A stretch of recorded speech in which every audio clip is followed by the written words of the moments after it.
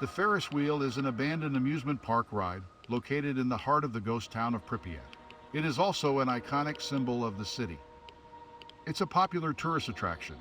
Along with other rides, it remains in its original location, overgrown with vegetation and slowly turning to rust.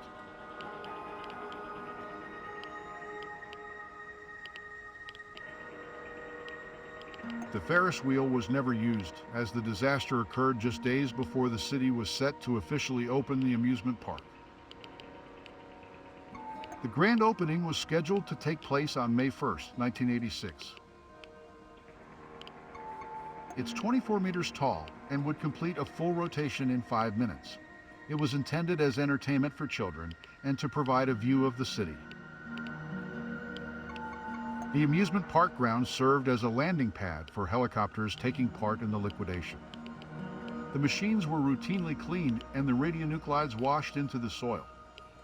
While areas covered in concrete are relatively safe, radiation levels in places where moss is growing reach up to 25,000 microsievert per hour, some of the highest in all of Pripyat.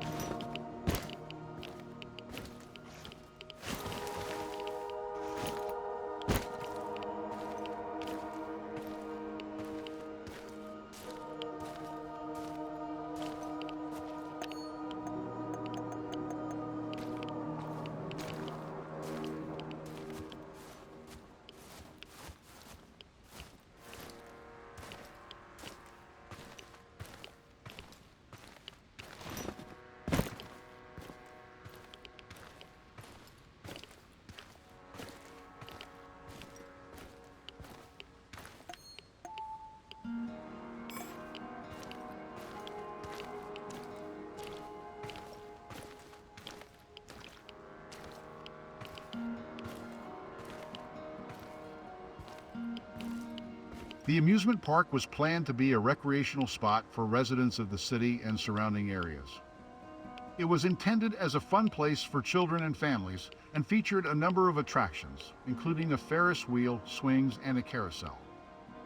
However, due to radioactive contamination following the disaster, the park was never opened to the public and remained abandoned for years. Some of its attractions are still standing, though they are severely deteriorated and contaminated with radioactive materials. Ironically, the grand opening was supposed to take place on May 1st, just days after the disaster. Some claim the park was partially open for a couple of hours before that day to distract the citizens of Pripyat from the accident at the power plant. There were at least 2 illegal attempts by stalkers to revive the Ferris wheel. In response, Ukrainian authorities welded various metal components of the Ferris wheel together, so it could not be powered up again. It was a serious safety concern. Hopefully no one will try something so reckless again.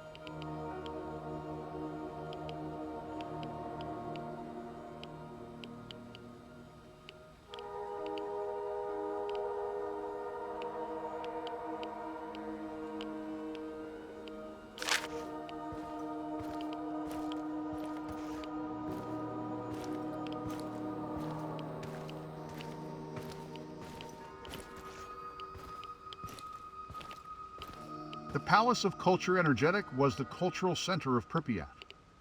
It was built in the 1970s and is one of the largest structures in the city. It was a locus of cultural, educational, and sporting events. After the Chernobyl disaster, the building was abandoned along with the rest of the city, but its ruin remains there to this day. Energetic was a play on words referencing both the power plant worker and the positive energy of the Pripyat community. In 1988, the Soviet Union had over 137,000 palaces of culture. They were large community centers established during the Soviet era.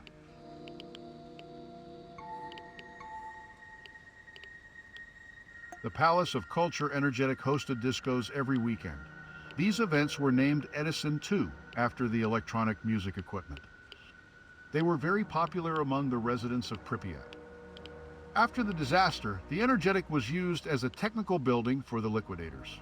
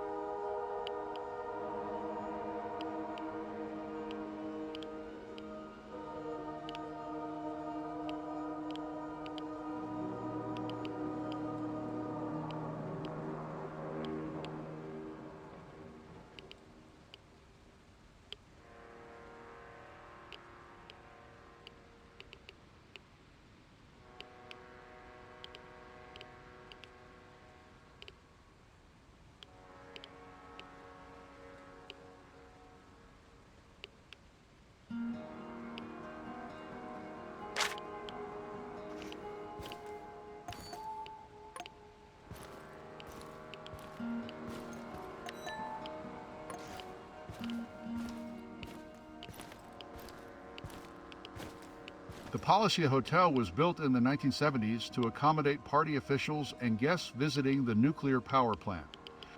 After the Chernobyl disaster, Pripyat was evacuated and the hotel abandoned. Today, the Policia Hotel is one of many abandoned structures in the exclusion zone and a popular destination for tourists exploring this ghost town.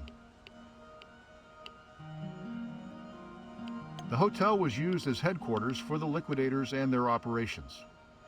Spotters used the roof to coordinate helicopters dumping sand and boric acid and directed machines into the exposed reactor core. Rumor has it that Gorbachev stayed at the hotel once when he came to check on the progress of the liquidation. The hotel is located on Lenin Square and used to be part of a complex that included the hotel, the Palace of Culture Energetic, a department store, and a diner. There were also plans for a cafe on the top floor of the hotel, but it never opened. The Policia is where Valery Legasov, a scientist renowned for his portrayal in the HBO series, stayed during his first days on site after the Chernobyl disaster.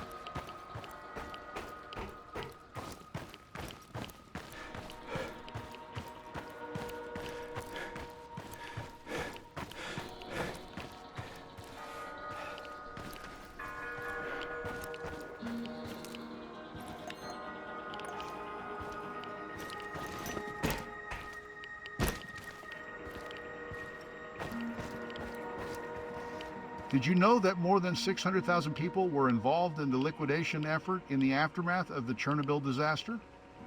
An extensive cleanup operation was carried out to control the release of radioactive materials and contain the spread of radioactive contamination.